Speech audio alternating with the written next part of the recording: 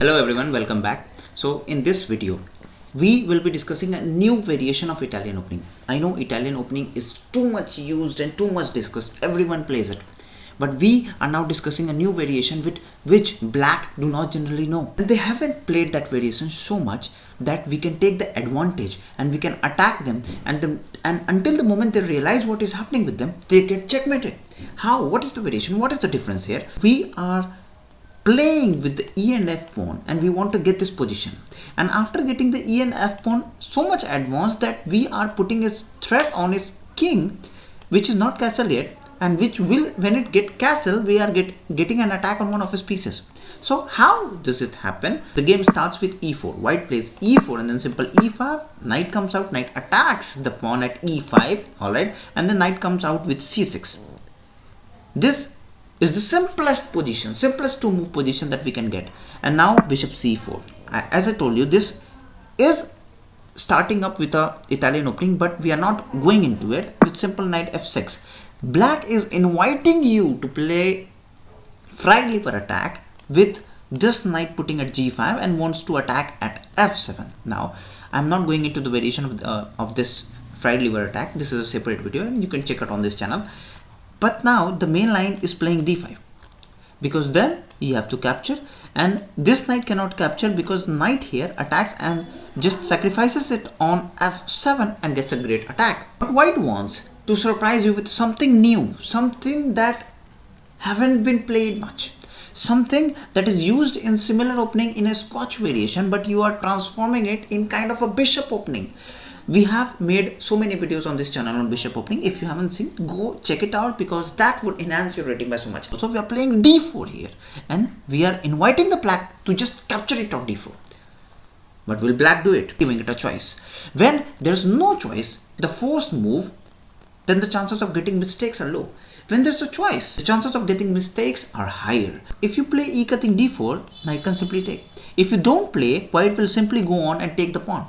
So black have to take on e cut d4. Now the option lies with white.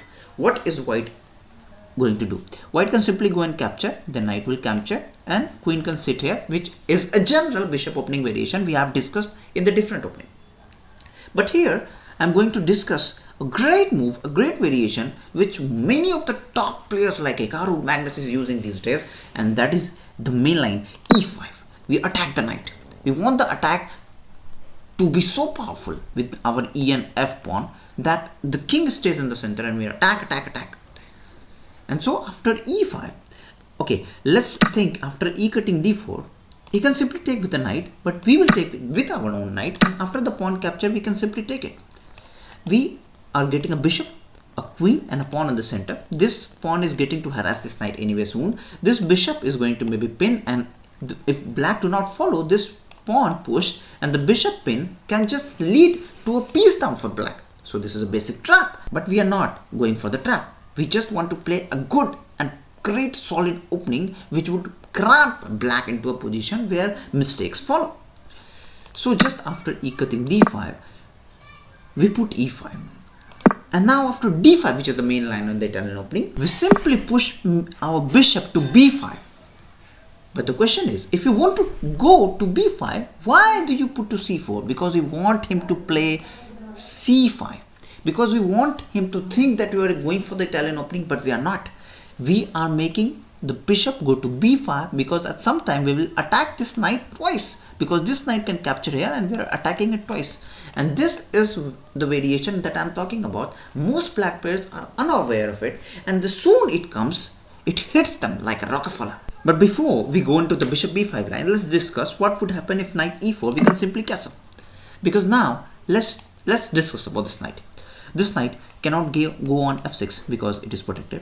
It is again protected. The d6 also protected. This you can talk. The bishop is protected. Knight is also attacking here. This is protected. This is protected. So knight has just one square to go at c5. And what is that knight doing here? Nothing. So this is not the most played move. If you discuss about knight g4, the trap comes in.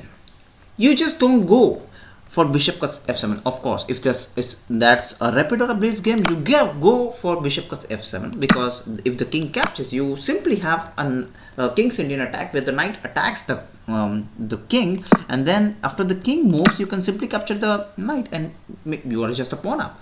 But if king goes to king e8, then you can simply again capture this, and after d6 you are getting attacked. This variation is generally not pushed out, generally not followed, because in this case this knight and the queen is not getting the enough firepower to meet the black's king, because soon d6 will be played, your queen is under attack, this pawn will attack the knight, and both of us have to retreat, and black will get so many tempos in which he can simply put a castle around his king will be safe, and he'll getting his development and soon equalize. Why do you want to do that? So of course, after this, queen have to move to queen e4, and he will simply capture after queen cut h7, because yes, the rook cannot capture, because this would leave to just exchange up. You will get a rook for knight, which black is not wanting. So black plays bishop e6, and then knight to simply g5, attacking the bishop. But bishop d6 can be played, but bishop d6 is a blunder because of queen g6, and then king f8, of course, and then knight comes out, and this is just a nightmare for the black, because he will simply just put two pieces onto the fork and the queen will lose down. So this is a trap you can set, but I'm not recommending it. Yes, you can play it during the blitz game, but I'm not recommending it for the classicals, because this is not a great line, because black has some counterplay. Alright, coming back to the bishop b5 line, the main line we are here to discuss. So after bishop b5, knight e4. Of course, e cutting f6, I'm not recommending it, because after e cutting f6, we have to discuss, because you can simply go and take the knight, but after that, your bishop would lose and you have to take this pawn. If you take this pawn, the bishop will come out and will be taking the longer diagonal, which you don't want to happen. If you go knight g4, then simple h3. What are the options for this knight? Knight have to go to h6 and simply take knight, and after that you just destroy the kingside castle, you just destroy the kingside pawn structure, and you get a better position as white. And after simple, you can take at d4, because this knight cannot capture our queen because it is pinned to the king. Let's get back to the variation we want to discuss. We have discussed everything around it, but we are not getting into the bishop b5 line, because I want it to be precisely clear. I want you to know what would happen if not bishop b5, because I want you to play and get ready for every variation that is happening around. So after bishop b5, this knight e4 is the main line, and after knight e4 you simply go at d4 and take the pawn, because now you are attacking this knight twice. And what are the options? He have to make his bishop there to survive, so make this knight maybe capturable, but the simple bishop would capture it. Now what are the options? If you take with the bishop, I will simply go and take your bishop, and your queenside pawn structure will be ruined. You will get a double pawn and a weak pawn at c6, which can be attacked later.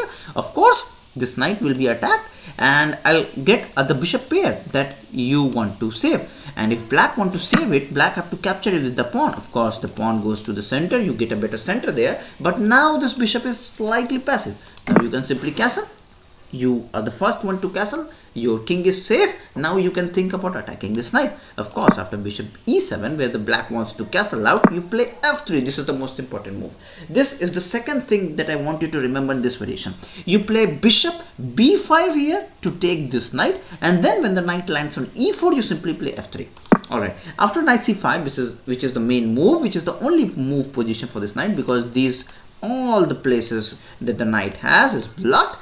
You are going to play f4, because you have to play with these two pawns. F and e pawn is the main goal here. As introduced in the beginning, we are going to destroy the king's side with playing f4, e5, and so many moves with the e and f. And then, of course, knight comes back to the e4, because this is the best octopus knight here sitting at the e4, which we don't want. So we quickly go and play knight c3. We want to ask a question to the black. What would you do? Okay, knight have to capture. What option is have, because it is also destroying our queenside structure and making a double pawn for us. So we now go for c5 with the black. Again, we got to destroy its octopus knight, and now our centralized knight is being challenged. So knight has to go back. Knight moves back to e2, but does it not become passive? No, because the main goal is E and F pawn, and they are still rolling down. Now black just castles. Black moves out. Bishop b5 can be the most challenging line, but in the game it was played castle and we played f5. Alright. Can you see this? We are playing with the E and F pawn. Of course, you cannot go and just capture at queen castle d5. Why? Because bishop would come out f5, maybe attacking this pawn, and you see the black is also attacking your queen, so queen have to move back. Now the queen, when it comes to b3, it just saves the c2, but then rook comes into the attack. Can you see black is developing his pieces while attacking the queen, getting so many tempos. This is you don't want, so you play f5 here and you don't go for the queen castle d5 capture. So rook e8, you centralizes the knight there. You play a4. Again, you cannot go and capture the pawn there because of bishop b5. You are threatening to take the knight here, and now queen moves to the e4 because you don't want to just exchange out queens. And now bishop f6 can be played. Why is this tactical shot coming in here? Because you cannot capture. If you capture, your queen falls. Oh my god, that is just terrible. But you can play bishop f4, right? You can save this pawn. But then you can just capture the pawn, and after you capture, the queen comes in and is getting back the piece. So after a4, bishop c8 was played. He wants to just save this pawn with the queen. He do not want the queen to be attacked. And now knight g3. Of course, you want knight to go to g3, and then queen could come here and you want it to mate. So black knows it. Black goes bishop f8. Now this rook is attacking our pawn.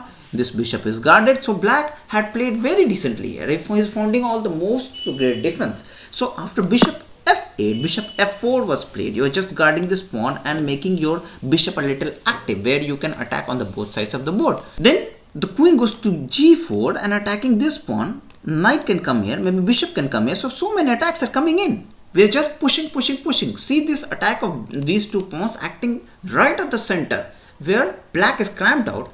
All his pieces of the initial square and they're doing nothing. Then rook to b8. Now black is doing some counterplay. Black is playing now. Of course, king h8 cannot happen because of rook coming a to e1, and after bishop a6, where it attacks our rook on f1, we can simply get a rook lift with rook to f3, and after queen goes and captures the pawn, we can go knight h5 attacking this pawn. Of course, black thinks that it is protected, and after queen goes to capture c2, we can simply play bishop h6, which will be a brilliant move, and after the bishop gets captured, we can simply move our rook to g3. That was the main motive of getting our rook to f3, because we want our rook to come to g3, where we can just threaten mate. And now what are the options for the black? If you put your bishop here, we can simply capture. If the bishop do not move, we get a mate on g8. So there's just mate in 2. Black cannot do nothing. So after rook b8, rook a to e1 and rook p6, black does its own rook lift. So white played a calm and composed move, which is h3. So after this, queen cuts a4. Black went and took the pawn, without understanding that there are so many pieces attacking on the king's side, and queen should not move to the other side because it gets too late. So after e6, now after f cuts e6, black thought you are going to simply capture, and now you have the bishop and the rook, and this rook is also going there. So black thought it is okay, but white was thinking something else, because when you have so much on the attack, you can do whatever you want, and white just did it and break through the castle of the black. Just played f6 and asked the question, are you going to take my pawn? And now e5 was played. I would not say e5 was played, I would say e5 was tried, because it is attacking the bishop, not taking care of anything. It just goes and gives a check. King have to capture. King cuts f7, and simple. Now the bishop is going to take, and what are the options? Simple. Queen is hanging, and you win the match. So king moves back, and what do you think white would have played? Should white go and take this queen here? No, white do not want to take the queen because he wants to go for the mate. He simply went back and just captured the bishop. Why he goes and captured the bishop? Because the bishop is the one stopping the mate, because this queen and a bishop is eyeing with the battery and is attacking the g7 pawn and wants to threaten mate. So he goes on and takes the bishop, and now the simple rook have to capture, and here was the mate that white found. So this was a new variation that we have found on Italian opening. I hope you will try this opening in your games and get a better results. Let me know what you thought about this video in the comments.